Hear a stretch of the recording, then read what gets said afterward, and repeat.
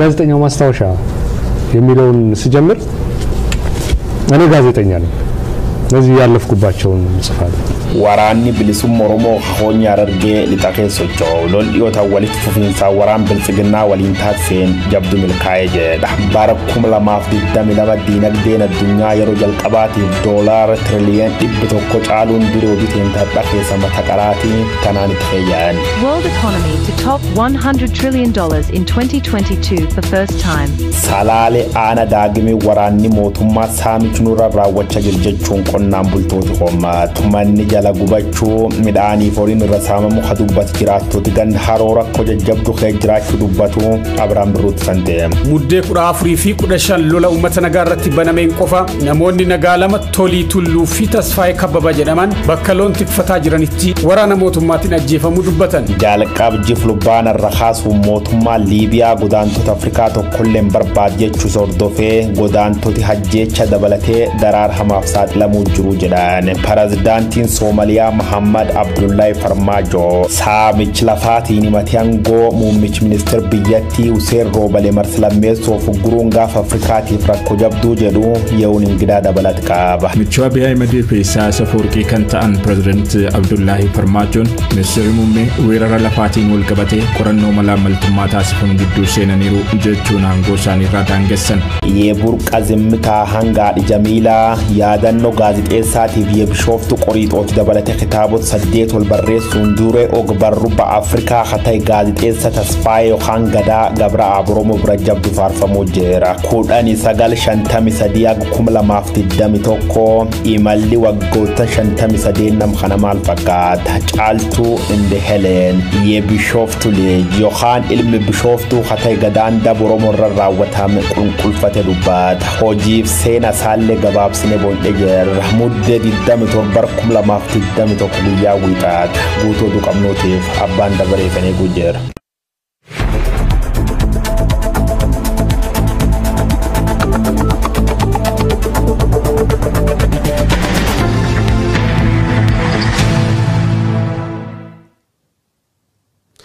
kutaalee addunyaa mararraayuu tooftaalee garaagaraatti warri hordofta martuu daawwattoota OMN ashamaa akkam jirtu duwwaan saatii kana qabannee dhiyaannee jirra Abrahaam Birruutu oduu sunitti hima.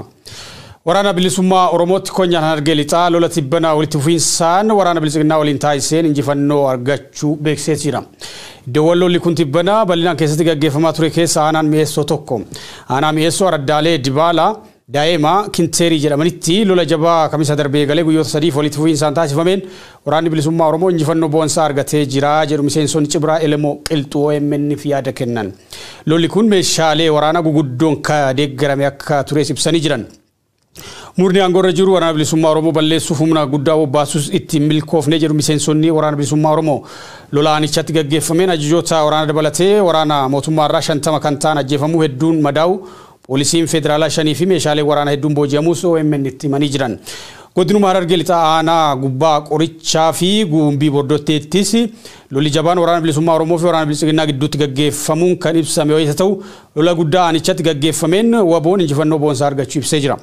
Lola kanaan waraanni qaama aangorraa jiruun bobbaafame ka dhibboota lakkaa'amu hojiin ala taasifamuu ibsee jira. Waboon zoonii bahaa meeshaalee hedduu booji'uus beeksisee jira. Lola gaggeeffamee fi injifannoo waraana bilisummaa Oromoo bahaa Oromiyaa galmeessu ibsate kana ilaalchisuun gama mootummaatiin deebiin kennamee hin jiru.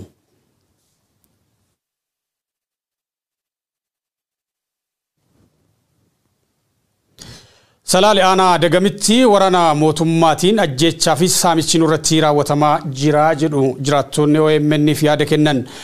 Manni jalaa gubachuu midhaanii fi qabeenyi beeladaa jalaa saamuu dubbatu maatiin ganda yaayyaa haroo aanaa dagam keessaa OMN dubbisee gabaasii bal'aan ittaanee dhiyaata. Salaale aanaa dagam ganda haroo jedhamtu keessa waggaa darbee kaasee haga ammaa marsaawwan 6 oliif waraanni mootummaa nutti bobba'ee nu dararaa jiraa jiru qonnaan bultoonni OMN itti dubbatan. Waraana bilisummaa Oromoo loluuf bobba'uu kan himatu waraanni bilchiginnaa ganda haroo tanatti maatii nagaa waraanaa jiraachuu himu. Waraana guddaan irratti bobbaasee too ijaaffaan irratti bobbaaseen waraanatii jira maatiin keenya daggalatti dhumaatii jira konkodaas beelanis asmaraas akka sassaabbanne nu godhaa jira. Wanni gubatee qabeenyi adda addaatti gubatee qabeenya horiillee midhaanillee akkuma galfatanitti wattaaddarri mootummaa fe'atee horiillee saamee fudhatanii deeman gaafa kutaa shanii. Ganda haroo waggaa tokko oliif dirree waraanaa kan godhe qaamni kun hawaasa gandichaa bahaa gala dhoowwee rakkoo walxaxaaf saaxiluu himatu. Yeroo garaagaraatti manneen qonnaan bultootaa gubachuu fi beelan isaanii saamamuu kan himan maatiin OMN dubbise yeroo oomishaa kanatti gadi baanee oomisha sassaabachuuf rakkanne jedhu. Sababa kanaaf maatiin baay'een beelaaf saaxilamuu fi daggala dahachuu dubbatu. Qabeenyi keenyatti gargaraa'ee manni hanne kunuunsee hangaraatti dubartii garaatti baatullee hanne dhaltee jirtullee daggalatti dhalaa jirti daggalatti harrasaa makaraa guddaan daggaluma jira maatiin keenya akka jirutti daggalatti. Ganda haroo kanatti sochiin hawaasummaa guutumatti adda cituu kan himan namni OMN dubbise kun gabaan dhorkamuu fi hawaasii gara magaalaa akka hin baane ugguramuu dubbatanii jiran. Gabareen dabdabaa karaan ol ba'anii gabaadhaa karaan kan nuun jiru gabaan hin dhaabbatu gabaan badee garbaan daanu jiru manni barumsaatis gabaan hin jiru baaburri hin jiru homaa shiggirii guddaa keessa jirra yaa haroon kun gandi kun. Gandichatti iddoo qarree fi laanqisaa jedhamutti muddee 14 fi 15 lola uummata nagaa irratti banameen qofa namoonni nagaa lama Tolii Tulluu fi Tasfaayee Kabbabaa jedhaman bakka loon tikfataa jiranitti waraana mootummaatiin ajjeefamuu dubbatan. Aanaa Dagam ganda haroo tana keessatti bara darbe keessa qofa namoonni akka dargaggoo Ijaaraa Addunnee, Obbo Badhaadhaa Birquu, Tolasaa Tulluu, Dabalee Baallamii, Tolasaa Girmaa fi barattuu kutaa 8ffaa akka taate Burtukaan Bookii yeroo adda addaatti waraana mootummaatiin ajjeefamuu isaanii OMN gabaasuun isaanii yaadatama. Mootummaan saamichaa fi ajjeechaa namoota nagaa irratti waraanni isaa raawwatu beekee akka lola nurraa dhaabuu jedhu jiraattonni ganda haroo aanaa Dagam.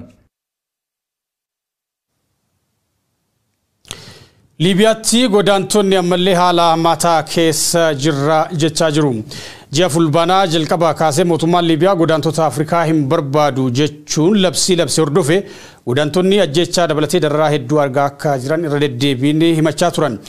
Godaantonni kunneen baay'inaan 5,000 kan caalan wayita ta'u biyyoota akka Itoophiyaa, Eritiriyaa, Sudaan, Somaaliyaa fi biyyoota Afrikaa biroo irraa warra dhaqani. Liibiyaatti filannoon dheerachuu wajjin walqabatee yaaddoon ka jiru wayita ta'u sababa kanaan godaantonni sodaa akka qabanis himu.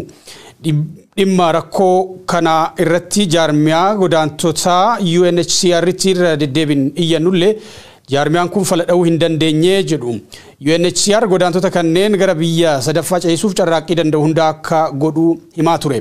Taatullee dararaa duraanirraa wanni fooyya'ee hin jiru jedhu godaantonni.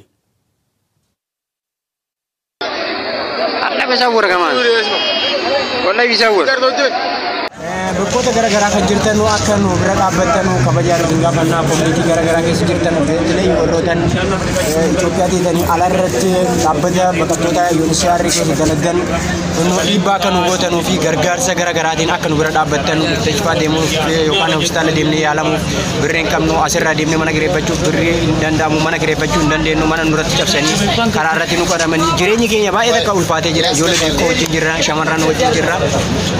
Ji'a sadii karaarra jirru UNHCR wanni isaan ulaalan tokko hin jirtu namni keenya safaraan jiru as keessa kanaaf akka nuuf wanti kana dhaabbata garaagaraa keessa daladdanu sagalee akka nu taatan ijoolleen betelee Awurooppaarra jirtan akka sagalee nu taatan isinirraa barbaanna kabajaan isin gaafachaa jirra yeroo baay'ee irra deddeebiidhaan isin gaafachaa irraa isin kadhachaa jirra buleeyyan teennaa yeroo gabaabaa kana keessatti yeroo milchaan nutti dhiyaatee karaarra deemuuf sodaanne kanatti warri mana jiru mana keessatti ceetee warri ammoo as jiru ammoo karaarratti ceetee jira waan ta'eef sagalee akka nu taatan kabajaan isin gaafanna.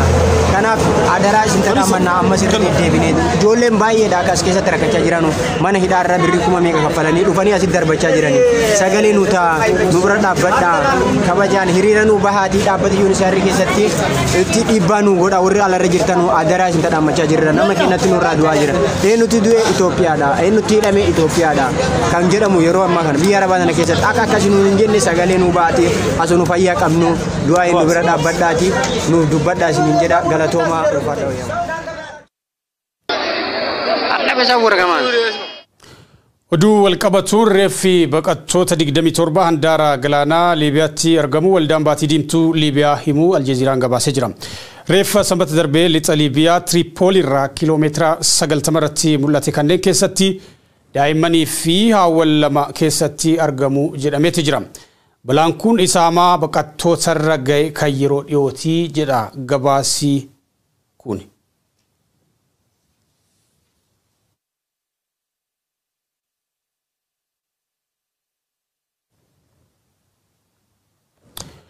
Oromoon ilma koo ka gudeedaa caalaa oolmaa guddaanaaf oolee jira jechuun maqaa gadaa jedhu moggaasee fi ka Oromoomsee gaazexeessaa fi barreessaa gameessi lammii Eritiriyaa Tasfaayee Gabraab yookiin Gadaan ji'ootaaf dhukkubsataa erga ture booda muddee 24 bara 2021 lubbuun isaa darbuu gabaafamee jira. Kitaabota hedduu barreesse keessatti dhugaa Oromoo lallabuun beekama. Barreessaan kun Oromoo ilaalchisuun maal fa'aa jedhee Guyyoo Waariyoot xiinxala qaba. ቡርቃ ዝምታ አንዱ ስርዓቱን ያጋለጥኩበት ነገር ነው ኮራፕትድ ነው ገዳይ ስርዓት ነው አጋልጫው ባሬሳ ኺታብ ኦሮማ ባሂሩ ግርማቲፍ ሎሬት ጸጋይ ገብረመዲኒ ተኳን ኦሮሞ ዲማሜ ባሬሱፍ ኸረነት ተገርሲሴ ጀደ የቢሾፍቱ ቆሪጦች የቡርቃ ዝምታ ጀቹን ጨሌስ ቡርቃቲ ሐግ ያደን አፍራኒሳ የደራሲው ማስታወሻ የጋዜጠኛው ማስታወሻው የስደት ማስታወሻ የቀዳሜ ማስታወሻ ቆፈዶንታኔ የጀሚላ እናቲፍ ዳሎት ጋረራዝ ኻፋን አማራቲን ተራሮቹን ያንቀጠቀጡ ትውልድ ደበለተ ኺታቦት ሰዴት ወልበሬሱን ኦግበሩ አፍሪካ መተቀራ ኸዘት ተርጋማ ናመጋን ሸንተም ሰዲት ሂዲማቲ ሰዳው ገላም ምጽዋ ኤርትራታቱ ለጉድና ፍዳሎት ሳሌን ኦሮሞ ፎሮሚያ ኸብ ሾፍቱ ዋንታቴ ኤለማን ኦሮሞ ዱጫሉን ዱጋ ኦሮሞ በሬፈማ ለፍኻውን ኦልማ ጀብዱ ሰብ ጉዳ ጋፍ አፍሪካ ኸናፎለ ዳብረ ዋየ በሬሳፍ ጋዜጤሳ ተስፋዬ ገብረአብ ዮሐን ገዳ ገብረአብ ዱበቹ ጀር ኤቢሳ ገዳይ እዛው አገር ቤት ያለሁ ብሰማ እዛው አገር ቤት ያለሁኝ አላወጣውም ነበር ተስፋዬን ጂኦታፍ ዱቆብሰቴ መጋል ጉዶ ኬንያ ናይሮቢ ኸሰያ ለማዮቶር ሙደጋፍ ዲደም ያፉሪ በርኩም ለማፍ ዲደም ተክሉብ ቡዳቡንሳ ነመዱ ገድሲፍ ኦሮሞ ኑመት ጉዳ ጃለተማ ዶ ኸበጂ መሉፍ ኸበጂ ዳቤ ሰልጵፈም ጀቹን በሬዝ ኸሱማ ኪታብ የቡርቃ ዝምታ ጀቹን ጨሌስ ቡርቃ ጀርኸሰ ዳብ ሞቶት ኢትዮጵያ ኸዱፈኒ ደርበንጮ ኦሮሞ ራንጋን ኩልኩልፈቴ ዱባት እስከ ዛሬ ምናቀው ያጸ ኃይለ ሥላሴ እናት የሽመ ቤት መሆኗን ይሄ እውነት አይደለም ያጸ ኃይለ ሥላሴ ወላጅ እናት ጀሚላ አሊ ትባላለች ኦሮሞቲ ኢልም ኸን ከጉድፈቻ ሀገሩ ኢልም ጉዴዳን ውፍጫል ጀቹን ፋርስ ወሪ ኢትዮጵያ ጉዲት ያዶጀዱ መራቴ ደደበን ጥላቻም በጥሩ አማርኛ የምጽፍ ጽንፈኛ ጀቹን አባር ሐንጀቹን ዱብናም ሐሳው ጅቢን ሰፋን ከሚዳጎ ፈየደመን ወራብስ ጀቹ ሳኒት እኒ ወሮ ተከነ ኸን አማራ ኢትዮጵያ ጀቹን መቀት ሞጋዝ ሐንጀቹ ወርበዶ ኢትዮጵያ ጀለሪ ቡናሚር ጀቹሳ ትራቮሎ ዋሻን ኪታብ ሰኸጡ ሙራት ፉል ዲብለማፍ ሸንተመቃባ ኺታብ ኹንሴና ዋን ዲደም ወልኽሳ ካማቲዮታው ኢጂቲ ዋን ሐንገማን ነም ኸሚቱን ማሚን አርጋደ ዱጋጅርት በሬስ ጀቹሳ ቢቢሲ እንገባስ ላፍቲ ኦሮሞ ለፎሮሞት ኻና ፎሮሞ ሲዳ ለፊሰረዳ ቡፍ ጅክስ ኸሚፉ ኤኑሌ ጀም ጋፋቹን ቀብጀቹን ዱባት ሲዳን ኩንሲዳ ሚኒሊክ ታውሳት ኪታብ ሰኸጨሌስ ቡርቃ ጀርኸሳ ጋፊ ተኩጀቤስ ጋፋት እርግጠኛ ነኝ ደፍሮ ይሄንን ተከራክሮ የሚያፈርሰው ሊኖር አይችልም አንጋፊንት የሮባዬ ነሞቲዮ ሚኒሊክ ፋርፈም ገመዳን ኮን ዳብኒ አኖ ሌፍ ጫለንቆ ደበለተ ያኮትኒ ሰባፍ ሰብለሞት ራንጋዮ ዱበተ ማሊፍ ዋጭብ ጀቹን ጋፋት ዴቢ ለሱመት ተበርባት የሚዘም መዛባት ጀቹን ሐቅኒ ሐቀን ቃለም ወገርሲስ ጀቹን ረገባ የስደተኛው ማስታወሻ ያደኖ በቀታ ጀቹሳት ኺታቦት በሬስ ኸሳ የስደተኛ ማስታወሻን ጉዶ ጃለታ ማህጋሩ ማኒ መጠንስ ኺታብቻ ነጻነት ፐብሊሺንግ ኤጀንሲ የዳም ዋን ቶክቶካ ኸሰባሱፍ አጀጀ ዋን ዲዴፍ ኺታብ ጉቱ ጃላሐተ ሊክ ድጎዴ መጠንሱን ክሳራ ራንጋይ ጫልቱ እንደ ሄሌን ይሄ ሁሉ ባለቀበት ሰዓት ላይ ጫልቱ እንደ ሄሌን የሚለው ታሪክ መቀነስ አለበት የሚል ጥያቄ አቀረቡ ሂካኒሳ ጫልቱ ሄሌንታት ጀቹሳት ዱብሮ ኦሮሞ ተወር ገላንታውምና መቀረጅ ጅረን ጫልቱ ሚዳክሳፋ ኺታብ ኸንኬሳ ጉዶ ፋርስ ሎሬ ጸጋይ ገብረመዲኒፍ ባይሩ ግርማ ጀብዱ ጃላድ ወር ኩለማን ዱጋ ኦሮሞ ኸቢይት ኢትዮጵያ ጀነምታ ዋልተክበሩፍ ነገር ጋር ጀቹን ገለቶንፋት የቢሾፍቱ ቆሪጦች ኺታብ ሰኸሙርም ቢሾፍቱ ጀደኸሳ ሴና አቴቴ ፈጀቤሰ ዱባት ሆጂ ፈልፈላ ጀዳንያ ፈልፈልተው ኦዴ geggeessanii maqaa Oromoo xureessu. Garuu ateeteen aadaaf dhuga Oromoo akka taatu Looreet Tsaggaa irra barjechuun ragaba. Gadaan kitaabota barreessu kanaan alalleetti gaazexeessa olaanaa biyyattii ta'uun dhaabbata barruu Itoophiyaa jechuun Itoophiyaa Press Agency hoogganaa ture. Eegee wayyaanee wal dhabe jennaan basaasa Eertiraa jechuun biyya baasanii biyyoota akka Keeniyaa, Afrikaa Kibbaatiif Neezerlaand baqattummaan jiraat. Ani ilmi bishooftuu yookaan bishooftuu jechuun of yaama. Malkaa bu'ee kophaa irreeffaata. Kitaaba isa cuf keessatti irra-deddeebi'ee Oromoo faarsa. Gaazexeessaa Gada Gabra'aab. Ilmi guddifachaa ka Oromoon ilmi gudeedaallee caala jaalatu gaazexeessaa Gadaan laf dhugaa godaanee jedhan. ስንት ዓመት መኖር ትፈልጋለህ? 20 መጽሐፍ ፈልጋለሁ። Bulchaan Itoophiyaadha Abiy Ahmed aangoo dhuunfaaf jecha Itoophiyaa dirree biyyoonni baagiddu galeessaa faayidaa isaaniif jecha keessatti taphatan taasisaa akka jiru Professor Alex Diwaal ibsan. Waraana Itoophiyaa keessatti deemaa jiruu fi dirooniiwwan waraanaa ilaalchisee beektotii fi xiinxaltooti siyaasaa gaanfa Afrikaa yaadaa fi xiinxala mataa isaanii kennaa jiru. Hayyoota kanneen keessaa tokko kan ta'anii fi dhimmoota Itoophiyaa xiinxaluun kan beekaman Professor Alex Diwaal tibbana xiinxala bal'aa maxxansaniin Abiy Ahmed aangoo dhuunfaa isaa tikfachuuf jecha adeemsotii hordofaa jiru dararaa fi dhumaatii lammiilee biyyattii dheeressuu malee Itoophiyaa gara nagaa fi tasgabbii fuullaatti ceesisuu hin danda'u jedhanii jiran xiinxala kana Siraaj Sabaaftuu qopheesse.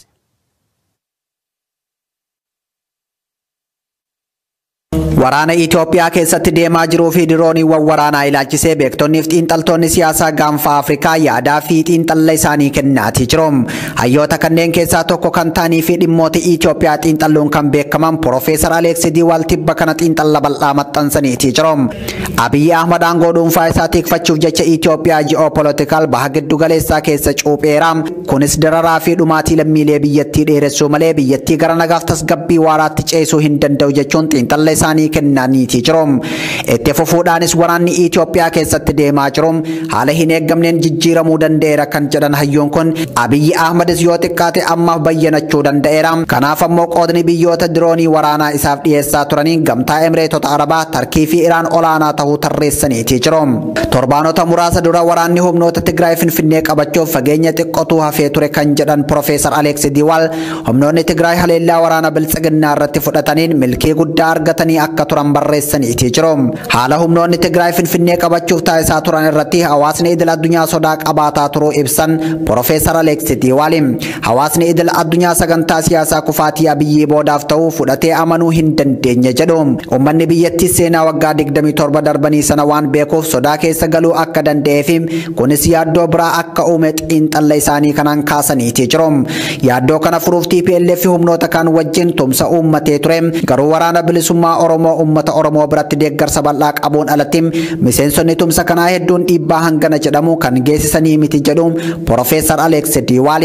Dhuma irrattis Abiy Ahmed gidduu kanatti olola bal'aa biyyoota lixaa irratti taasisaa gama biraatiin ammoo biyyoota akka Chaayinaa, Raashiyaa fi baha giddu galeessaatti michoomuun Itoophiyaa bakka biyyoonni kunniin faayidaa isaanii itti tarkaanfachiisan akka taatu taasisee jira jechuun xiinxala isaanii xumuraniitii jiru. Bara 2022tti dinagdeen addunyaa yeroo jalqabaatiif doolaara tiriliyoona 100 caaluu fi jedhame. Raagni garee British Consultancy Kebir akka mul'isutti dinagdeen addunyaa bara 2022tti yeroo jalqabaatiif doolaara tiriliyoona 100 ga'uu danda'a. Bu'uura raaga garee kanaatiin bara 2030tti Chaayinaan dursummaa dinagdee addunyaa Ameerikaa irraa fudhachuu dandeessi. Dinagdeen Hindii ammoo bara 2022tti kan Faransaay bara 2023 immoo ka Ingilizii caaluu danda'a. Dinagdeen Jarman kan yeroo ammaa sadarkaa afuraffaa irratti argamu bara 2033tti dinagdee Jaappaan caaluun gara sadarkaa sadaffaatti dhufuu akka danda'u British Consultancy Kebir raagee jira. United States, China, Japan, Germany fi Ingiliz dinagdee jabaa horataniin sadarkaa tokko hanga 5 hiriiruun warra dinagdee addunyaa keenyaa dursaa jiran ta'uu ragaaleen ni mul'isu. Bara 2022tti dhimmi jabaan akkamiin dinagdee addunyaa qaala'insa jireenyaa mudatee jiru wal simsiisnee deemuu dandeenya kan jedhudha jedhu. Ittaanaan hoogganaa garee British Consultancy Kebir Douglas McWilliams. Qaala'insi jireenyaa Ameerikaatti harka 6.8 ga'uu akka fakkeenyaatti kaasuun rakkoo dinagdee addunyaa ta'uu malaa jedhan. Bu'uura ragaa qaama mootummaatiin Itoophiyaatti qaala'insi jireenyaa waliigalaan harka 34 gahee jiraachuun ni beekama.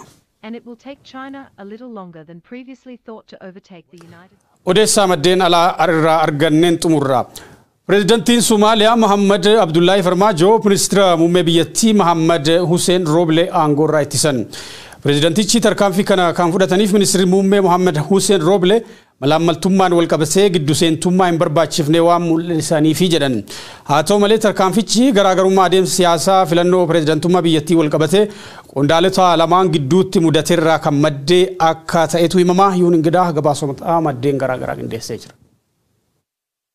This touched off a political spat between President Mohamed Farmajo and the Prime Minister. Prezidentiin Somaaliyaa Mohaammed Abdullaahi Farmaajo ministeera muummee biyyattii Mohaammed Hussein Roble aangoorraa ittisuun dhagahame. Aangoorraa ittifamuu ministeera muummee Mohaammed Hussein Roble malaamaltummaan wal qabatee giddu seentummaan barbaachifne mul'isaniiru yaadni jedhu akka sababaatti kan dhihaate ta'us garaagarummaan adeemsa siyaasaa aangawoota lameen gidduutti mudatee jiru sababa ijoo ta'uutu himama. Aangawoonni lameen keessumaa filannoo pirezidentummaa biyyattiin wal qabatee waldhabbee jabaa keessa seenanii jiru. Waldhabbeen kun baatee bilaa darbe yeroo filannoon pireezidantummaa Somaaliyaa akka darbuuf murtaa'e irraa eegalee bifa jijjiirrachaa har'atti fuulla'uun hanga ministeera muummee biyyattii aangoorraa ittisuutti gaheera.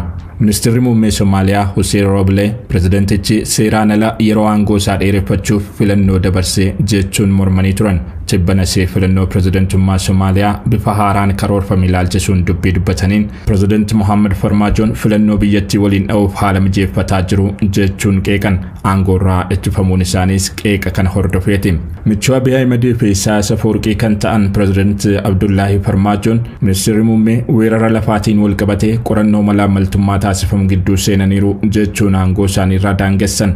Ajajaa olaanaa humna galaanaa biyyattii Jeneraal Abdul Hakim Mohammediinis haaluma wal fakkaatuun malaamaltummaan shakkamaniiru jechuun aangoorraa kaasaniiru. Tarkaanfiin pireezidantichaa kun isaan aangoo isaaniif yaaddoo ta'an ofirraa dhiibuu giddu gala kan godhatedha jechuun qeeqamaa jira. Waldhabbeen pireezidanti Mohaammed Farmaajo fi ministeera muummee Hussein Roble gidduutti uumame kun filannoon pireezidantummaa Somaaliyaa geggeeffamuun dura biyyattii hookkaratti geessuu mala sodaa jedhu uumeera. Kun ammoo garee Alshabaabii fi carraa uumuun yaalii Somaaliyaa nagaa fi tasgabbii qabdu ijaaruuf taasifamutti gufuu biraa ta'uu mala jedhameera. Aangawoonni lameen dhimma basaastuu biyyattii achi buuteen dhabamsiifame Ekraan Taahiliil Faaraa irrattis waldhabbee jabaa keessaa seenanii akka jirantu himama. Basaastuun waajjira tika biyyoolessaa kun ajajaa pireezidantichaatiin dhabamsiifamuu akka hin oolle shakkii kan qaban ministeerri muummee Hussein Roble dhimmi ishee addatti akka qoratamuuf gaafataa turaniiru. Basaastuun waajjira tika biyyoolessaa Ekraan Taahiliil Faaraa nama iccitii loltoota Somaaliyaa lola Tigraay keessatti qooda fudhachuun isaanii himamuu gadi fageenyaan beektu ta'uun wal qabatee ajaja pireezidanti Mohaammed Farmaajoon dhabamsiifamuu akka hin oolletu amanama. Loltoonni Somaaliyaa maqaa leenjiif jedhuun dhoksaan gara Eertiraatti ergamanii beekamtii paarlaamaa Soomaaliyaan ala daangaa biyya biraa keessaa seenuun waraana Abiy Ahmed cina hiriiranii humnoota Tigraay lolaa turaniiru. Loltoonni biyyattii beekamtii paarlaamaa Soomaaliyaan ala daangaa biyya biraa seenanii akka lolan taasifamuun dhimma qeeqa jabaa pireezidenticha irratti hordofsiisedha. Haa ta'u malee pireezidanti Farmaajoon gochicha irra deddeebiin waakkataa turaniiru. Iccitiin kun akka hin baaneefis nama dhimmicha gadi fageenyaan beekti jedhamtu dhabamsiisan. Filannoo geggeeffamuuf jiru irratti tarkaanfiin isaan fudhatan kun dhiibbaa mataasaa akka qabaatutu amanama. To get injustice for Ikran and her family must be removed. Prime Minister Roble had suspended the intelligence chief Fahad Yassin over his handling of the agent's disappearance. Daawwattoota OMN oduuwwan sa'aatii kanaaf qabannee kanneen turanii waan wajjin turtaniif ulfaadha isiniin.